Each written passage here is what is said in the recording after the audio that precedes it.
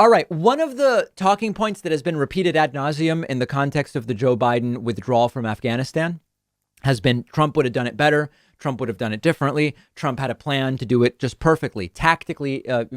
Even if the strategy of getting out was correct for both Trump and Biden, tactically, Trump would have executed this better. We now have an interview that Donald Trump did on Fox Business with Stuart Varney. The interview was a complete and total softball interview, and Donald Trump still managed to screw it up and humiliate himself. He was actually asked, would you have done it differently? And he's completely unable to articulate what it is that he would have done differently. So let's just jump right into the middle of the interview. Then we'll go back and look at some other parts of it. Take a listen to this. What should President Biden say to the American people this afternoon? Right. Not what you think he might say, but what you think he should say. Right. He should say, I'm sorry, because that's what he owes an apology. And when now, remember, Trump never apologized for anything. But Biden should apologize for doing the same thing Trump was going to do. Looking at his watch yesterday, I've been to Dover many times. When he kept looking at his watch yesterday at Dover with the parents and spouses of people that were killed, the Marines and the Navy, the sailor that was killed, and he's looking at his watch like, get me the hell out of here. I want to go home. Get me out. I want to go home. I mean, how many times did he look at his watch? When he did that yesterday, it was a disgrace. I think the best thing he can do is apologize to the American people and apologize to the world. You know, we had a lot of help in Afghanistan, and we left, and everybody else had to leave with us. But, the whole world deserves an apology. He gave it. He handed them a country, one of the best armed countries anywhere in the world, with the best equipment in the world, better than our soldiers have. He handed them a country on a silver platter. Okay. So unable to articulate absolutely anything that he would have done differently. And let's just zoom out and look at more of this interview, and you'll see that it was all BS. Trump had no better plan. Very importantly, we have been humiliated as a major player.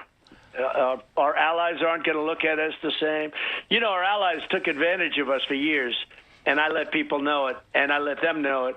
And they started paying in NATO, where they really took advantage of us. Trading partners took tremendous advantage. The European Union was worse. The European Union was as bad as China, or almost as bad as China, in terms of us with trade. And yet we protected them militarily. None of this is true, of course, but I want to get to the Afghanistan stuff. NATO, which is largely the same group of nations. I will say this. They have lost tremendous respect for the United States of America. And now, the truth is the opposite. The truth is that respect for the United States of America, both from foreign leaders and foreign citizens, other than in Russia and I think maybe Turkey. There was like one other country. Russians loved Trump, and there were like one or two other countries. But global respect for the U.S. was at its lowest in decades under Trump, and it has significantly recovered already. We have data on this, Pew Research Center and others. When I was president, they had unbelievable respect for us.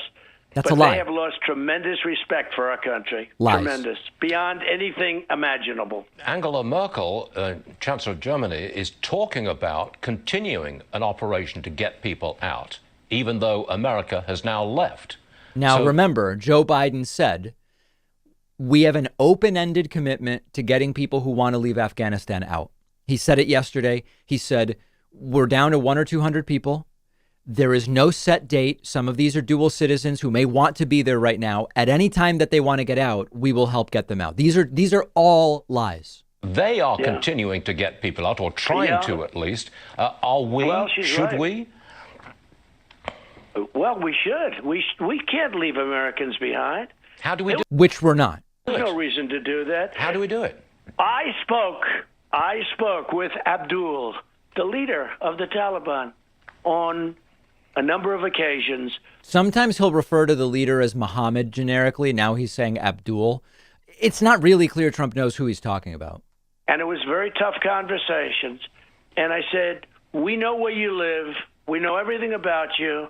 We know about your people, your top people. Some of them let out because of Bergdahl, who was a traitor.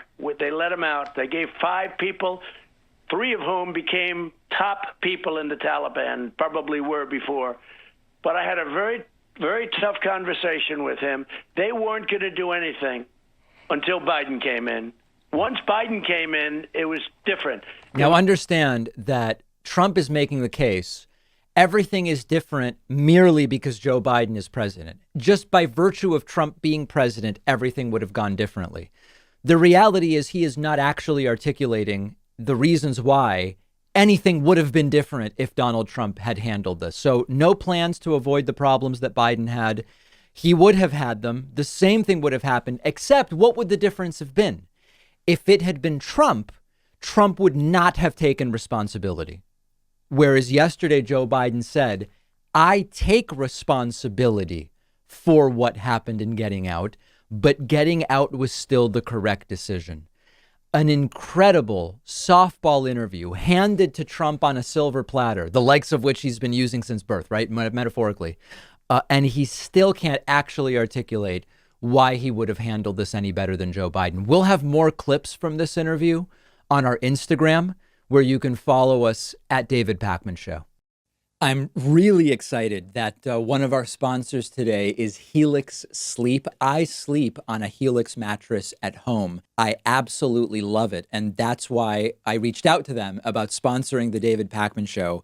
Buying a mattress in the past was always a huge guessing game for me. I didn't know what I actually needed. I didn't know what I would like. But Helix has a sleep quiz on their website. You tell them your body type, your sleeping position, your back pain issues you might have, and their tool matched me with a mattress that is perfect for me. It's cool enough at night. It's the right firmness. I generally just do way better sleeping these days because of the mattress. Helix was awarded #1 best overall mattress for the last 2 years by both GQ and Wired Magazine. It is well-deserved, I can tell you firsthand. Every Helix mattress comes with a 10-year warranty. You can try the mattress risk-free for 100 nights, and they will even come pick it up at your house if you don't love it, but I know you will. All of my viewers will get up to $200 off your order, and you'll get 2 super premium pillows for free when you go to the link right underneath this video.